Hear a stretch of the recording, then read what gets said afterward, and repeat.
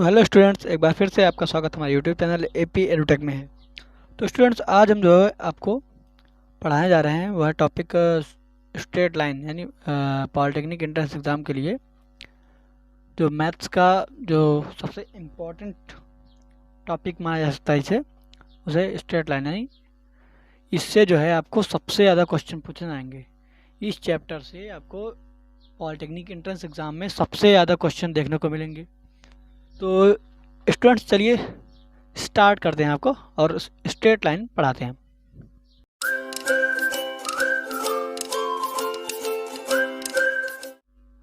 तो स्टूडेंट्स, सबसे पहले देखते हैं कि सरल रेखा क्या होती है। क्या सरल रेखा यानी स्ट्रेट लाइन, जिसे इंग्लिश में कहते हैं स्ट्रेट लाइन यानी सरल रेखा। क्या सरल रेखा?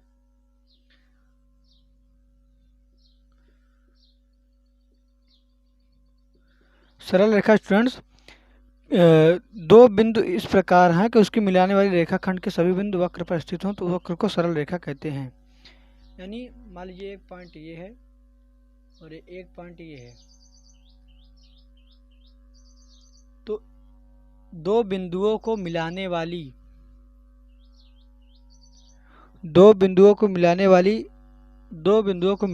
वक्र को दो बिंदुओं को मिलाने वाली वक्र को क्या कहते हैं? स्ट्रेट लाइन, सरल रेखा। दो बिंदुओं को मिलाने वाले रेखाखंड या वक्र को या कर्व को या दो बिंदुओं को मिलाने वाले रेखाखंड को क्या कहते हैं? Straight line. और अब देखते हैं स्टूडेंट्स कि अक्षों के समांतर रेखा का समीकरण क्या होता है। यानी स्ट्रेट लाइन, आपको क्या पता चलेगा कि दो बिंदुओं के मिलाने वाली रेखा को क्या कहते हैं? Straight line. यानी स्टूडेंट्स, हमारे पास दो एक्सिस होती है, एक एक्स एक्सिस ये वाई एक्सिस होती है और एक एक्स एक्सिस होती है। तो यहाँ पर अक्षों के समांतर रेखा का समीकरण, मान लीजिए हमारे पास कोई यहाँ पर एक रेखा है, एक रेखा ये है ए बी, जिसे हम ए बी नाम दे रहे हैं। दो बिंदुओं को मिलाने वाली है, एक पॉइंट ए हो गया, एक बी, और ये एक स्ट्रेट लाइन है। और ये ओ हो गया ओरिजिन, जिसका जो है निर्देशांक क्या होता है?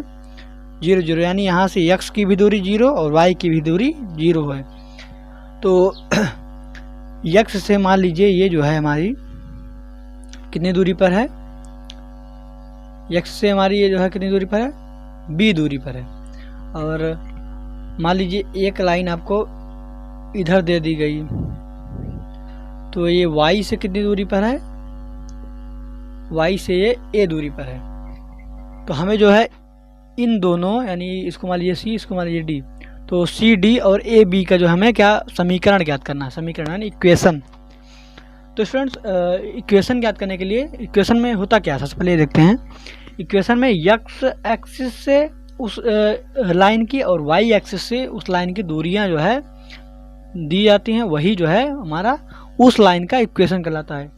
तो सबसे पहले देखते हैं A B Rekha A B का जो है x एक्सिस से डिस्टेंस कितना है? b। x एक्सिस से डिस्टेंस कितना है कि b, मतलब हमको y एक्सिस पे कितना चलना पड़ा? b। तो हमें जो ए बी रेखा का समीकरण क्या होगा?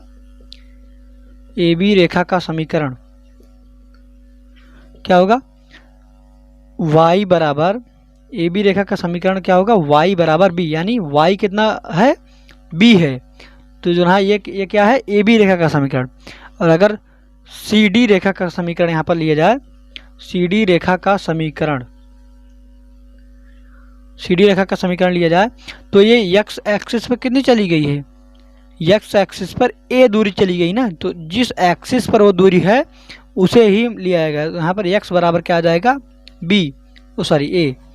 तो हमारे पास जो रेखा सी डी का जो है इक्वेशन क्या आ गया? x इजिकल टू a, और ए बी का इक्वेशन क्या आ गया? y is equal to v। अगर जो है हमें x अक्ष, जो ये अक्ष है, इसी का समीकरण ज्ञात करना पड़े तो इसका समीकरण क्या होगा? तो इसका समीकरण x अक्ष, मतलब अगर x अक्ष से दूरी किसी को दी गई है तो जो है उसका y के पद में इक्वेशन आएगा। x अक्ष से कुछ दूर पर अगर कोई रेखा है तो उसका y के पद में इक्वेशन आएगा, और अगर y एक्सिस से कुछ दूरी पर वो रेखा है तो उसका x के पद में इक्वेशन आएगा। तो हमें अगर x एक्सिस की जो है इक्वेशन याद करना पड़े, x एक्सिस इक्वेशन तो क्या होगी, तो ये y पर कितनी दूर चली गई है 0, तो यहाँ पर क्या होगा equation y is equal to 0। ये क्या है x एक्सिस की जो है इक्वेशन। अगर y एक्सिस की इक्वेशन ली जाए तो y एक्सिस की इक्वेशन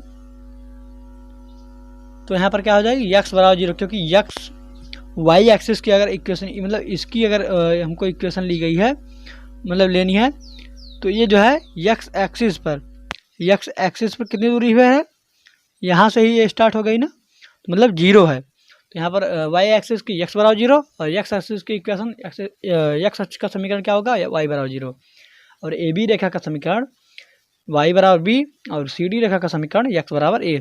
तो सबसे पहले स्टूडेंट आपको समझ में आ गया होगा कि हम जो है किसी सरल रेखा का क्या इक्वेशन कैसे ज्ञात करते हैं।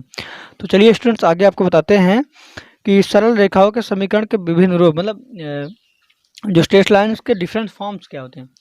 स्ट्रेट लाइन को डिफरेंट फॉर्म्स में कैसे जो है हम व्यक्त कर सकते हैं, तो चलिए देखते हैं। तो स्टूडेंट्स हमें अब क्या पढ़ना है, सरल रेखाओं के समीकरण के विभिन्न रूप, यानी स्ट्रेट लाइन के इक्वेशन के डिफरेंट फॉर्म्स। तो जो पहला फॉर्म है वो है प्रवणता रूप, इसे मतलब प्रवणता के रूप में भी लिखा जा सकता है। इसमें क्या दिया गया है, इसमें दिया गया है यदि रेखा की प्रवणता यम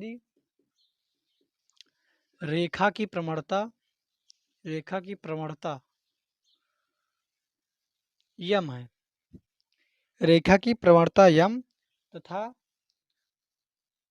y अक्ष पर अंतःखंड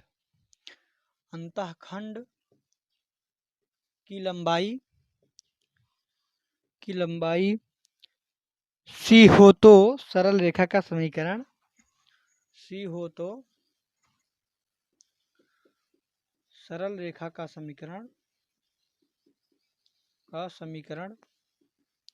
समीकरण y बराबर mx प्लस सी होगा। समीकरण y बराबर mx प्लस सी होगा, जहां m बराबर क्या होता है tan थीटा। अगर जो है ये y एक्सिस और ये x एक्सिस है और हमें जो है कोई लाइन दी गई है दोनों अक्षों से गुजरती हुई, यहाँ पर मान लीजिए a पॉइंट और यहाँ पर मान लीजिए b पॉइंट, हाँ, और ये x एक्सिस है और ये y एक्सिस, हमें आपको बताया था कि x एक्सिस और ये y एक्सिस हो गई, इधर y डैश। तो हमें जो है ये जो यहाँ पर मान लीजिए किसी कोण पर झुकी है थीटा, तो इसकी प्रवणता क्या होगी, इसकी प्रवणता होगी यहाँ से यहाँ तक की दूरी है, इसकी जो c है ये और इसकी जो है b ये है ये, तो tan थीटा बराबर क्या होगा c अपान बी, यानी जो किसी रेखा की प्रवणता होती है वो जो है y एक्सिस पर कटे अंतःखंड अपान x एक्सिस पर कटे अंतःखंड के बराबर होती है, यानी tan थीटा बराबर m बराबर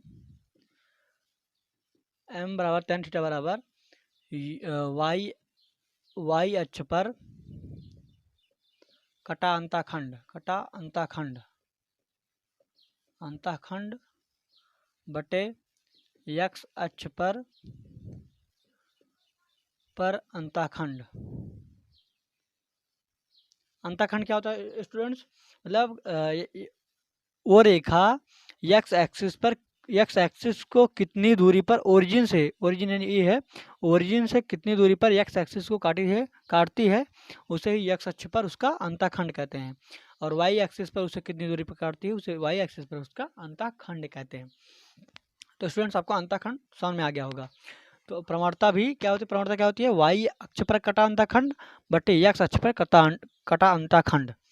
तो जो प्रवणता रूप है इसी से मतलब आपको समझ में आ जाएगा कि यदि रेखा की प्रवणता दी गई है यम, यानी कि रेखा की प्रवणता दी गई है यम, और उस क्वेश्चन में दिया गया है कि वाई अक्ष पर अंतःखंड की लंबाई, और दिया गया है कि वाई अक्ष पर अंतःखंड की लंबाई कितनी है, तो जो है उस स्थिति में जो है हमारे सरल रेखा का समीकरण मतलब उस स्ट्रेट लाइन का जो समीकरण होगा वो क्या होगा, y बराबर एम एक्स प्लस सी, वाई बराबर एम एक्स प्लस सी जो होगा उस समय हमारा इक्वेशन होगा, उस समय हमारा उस स्ट्रेट लाइन का इक्वेशन होगा जो एक्स एक्सिस को और वाई एक्सिस को भी दोनों को काटते हुए जा रही है, उसका इक्वेशन ये होगा y बराबर एम एक्स प्लस सी।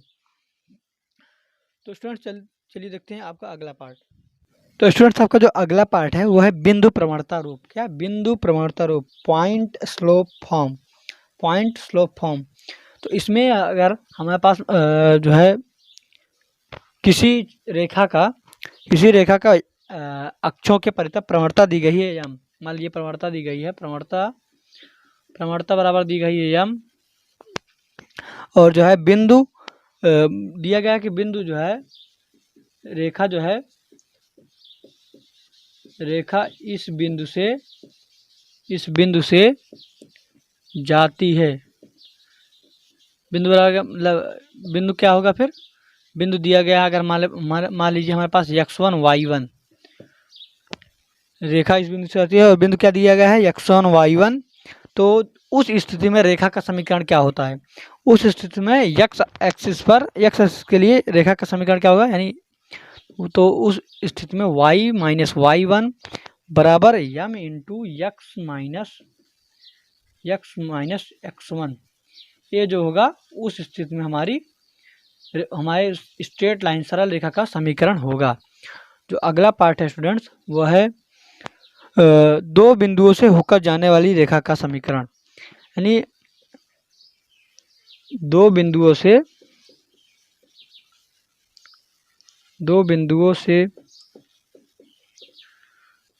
होकर जाने वाली रेखा का समीकरण।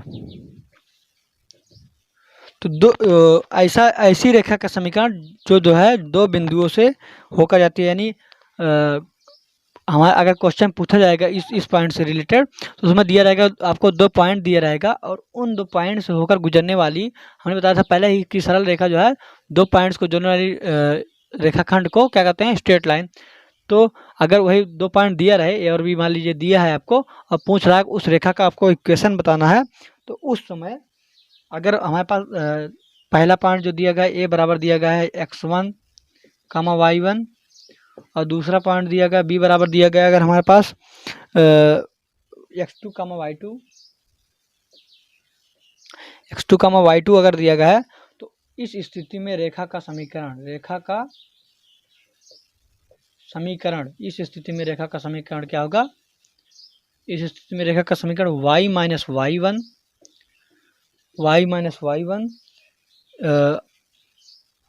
Is equal to y2 minus y1 upon x2 minus x1 into x minus x1, ये जो होगा हमारा उस स्थिति में रेखा का समीकरण होगा। किस स्थिति में, जब हमारा जो है रेखा दो पॉइंट से होकर जाती है और दोनों पॉइंट जो है हमारे क्वेश्चन में गिवन है, दोनों पॉइंट ए और बी हमारे क्वेश्चन में दिया गया है, और उस स्थिति में हमको रेखा का समीकरण ज्ञात करना है। तुमको कौन सा फार्मूला अप्लाई करना पड़ेगा, y minus y1 is equal to y2 minus y1 upon x2 minus x1 into x minus x1। तो स्टूडेंट्स आपको बिंदु प्रवणता रूप और दो बिंदु से होकर जाने वाली रेखा का समीकरण का फार्मूला आपको पता चल गया। अब स्टूडेंट्स देखते हैं आपका जो है चौथा पॉइंट क्या है। तो स्टूडेंट्स आपका जो चौथा पॉइंट है अंतःखंड रूप, यानी अगर आपको दिया गया, हमने पहले आपको बताया था, मान लीजिए आपको दो एक्सिस दी गई है y डैश x डैश, तो आपको कोई ऐसी रेखा है जो दोनों अक्षों को काटती है, दोनों अक्षों पर अंतःखंड काटती है। मान लीजिए यहाँ से दूरी a हो गई और यहाँ से ये दूरी जो है, ये दूरी कितनी है b इस पॉइंट की, यानी इसको समझ लीजिए a, इसको समझ लीजिए b। तो इस स्थिति मतलब अगर x अक्ष पर x अक्ष पर a दूरी पर अंतःखंड काटती है और y अक्ष पर b दूरी पर अंतःखंड काटती है, तो उस स्थिति में जो है, उस स्थिति में हमारे जो है जो इस लाइन है, जो लाइन है, इसका इक्वेशन क्या होगा, इसका समीकरण क्या होगा, तो उसका फार्मूला है x upon a plus y upon b is equal to 1। तो अगर हमारे पास अंतःखंड दिया गया है a और दूसरा दिया गया है b, तो उस स्थिति में y अक्ष पर दिया गया है b और x अक्ष पर दिया गया है अंतःखंड a, तो उस स्थिति में रेखा का समीकरण क्या होगा, रेखा का समीकरण, तो रेखा का समीकरण क्या होगा, x upon a plus y upon b is equal to 1 अंतःखंड रूप के लिए। और जो आपका अगला रूप है, अगला जो फॉर्म है इक्वेशन का, समीकरण का, वो है लंब रूप, यानी लंब रूप, लंब रूप। स्टूडेंट्स आपका जो पांचवा पॉइंट है वो है लंब रूप यानी परपेंडिकुलर फॉर्म। इसमें जो है अगर स्टूडेंट्स मान लीजिए दो एक्सिस है, एक्स एक्सिस वाई एक्सिस, और मान लीजिए कोई रेखा है जो दोनों अक्षों को जो है काटती है, दोनों अक्षों पर अंतःखंड काटती है, और जो है उस पर अगर जो है एक लाइन खींच दी ओरिजिन की तरफ और 90 डिग्री है, और जो है अगर समकोण बनाते और ये जो है और ये एंगल अल्फा है, अगर उस पर लंब खींचने पर ये जो कोण अल्फा है, और जो है इस लंब की लंबाई जो है p है। अगर हमारे पास दिया गया ओरिजिन से उस रेखा पर लंब खींचने पर उस लंब की लंबाई p और वो जो है कोण जितना एंगल बन रहा है वो अल्फा दिया गया है, तो उस स्थिति में रेखा का समीकरण, तो इस स्थिति में रेखा का समीकरण इस स्थिति में रेखा का समीकरण क्या होगा, x cos alpha plus y sine alpha is equal to p। अगर जो है कोई जो है स्ट्रेट लाइन है जो दोनों एक्सिस को जो है किसी अंतःखंड पर, मान लीजिए दूरी a है, मान लीजिए दूरी b है, अंतःखंड काटती है दोनों अक्षों पर, और उस पर जो है ओरिजिन से लंब खींचने पर अगर उस लंब की लंबाई p दी गई है, लंब की लंबाई p दी गई है, और वो कोण जो दिया गया है, ये वाला कोण अल्फा दिया गया है, यानी कुछ भी हो सकता है 90 डिग्री या कुछ भी, अगर 30 डिग्री 60 डिग्री अगर कुछ दिया गया है, तो उस स्थिति में हम जो क्या करेंगे, इस इक्वेशन में वो अल्फा का मान रख देंगे और p का मान रख देंगे, और जो है हमारे पास क्या आ जाएगा, उस जो है लाइन जो है a और b, ए बी लाइन का हमारे पास क्या आ जाएगा, इक्वेशन आ जाएगा। तो स्टूडेंट्स आपको जो है हमने अभी 5 फॉर्म्स मतलब स्ट्रेट लाइन की इक्वेशन के 5 फॉर्म बताए, और जो आपका छठा फॉर्म वो है व्यापक रूप। तो स्ट्रेट लाइन का स्टूडेंट्स, स्ट्रेट लाइन का एक व्यापक रूप भी होता है, जिसे ax plus B Y plus C is equal to C द्वारा सी के रूप में लिखते हैं। ये जो है स्टूडेंट्स आपका स्ट्रेट लाइन का व्यापक रूप है। तो स्टूडेंट्स अभी आज के इस वीडियो में आपको हमने स्ट्रेट लाइन के विभिन्न फॉर्म्स और जो है अक्षों के समांतर रेखा का समीकरण के बारे में बताया। आगे के वीडियोस में स्ट्रेट लाइन के जो है बाकी जितने फार्मूले हैं उसको कवर करेंगे, और जितना इस वीडियो में हमने आपको आज बताया है उसके आप नोट्स बना लीजिएगा, क्योंकि नोट्स आपको पॉलिटेक्निक एंट्रेंस एग्जाम में जो है एंट्रेंस एग्जाम के समय जाते समय आपको बहुत काम आएंगे। तो नोट्स आप बनाते चलिए, और जो हम पढ़ा रहे हैं अगर कोई आपको दिक्कत है तो आप कमेंट करके पूछ सकते हैं। तो स्टूडेंट्स आज के लिए बस इतना ही। अगर आपको हमारे वीडियोस अच्छे लगते हैं और वीडियोस को लाइक करिए और हमारे चैनल को सब्सक्राइब कर लीजिएगा, और आगे के वीडियोस के लिए आप हमारे साथ बने रहिए, और इस वीडियो को देखने के लिए धन्यवाद।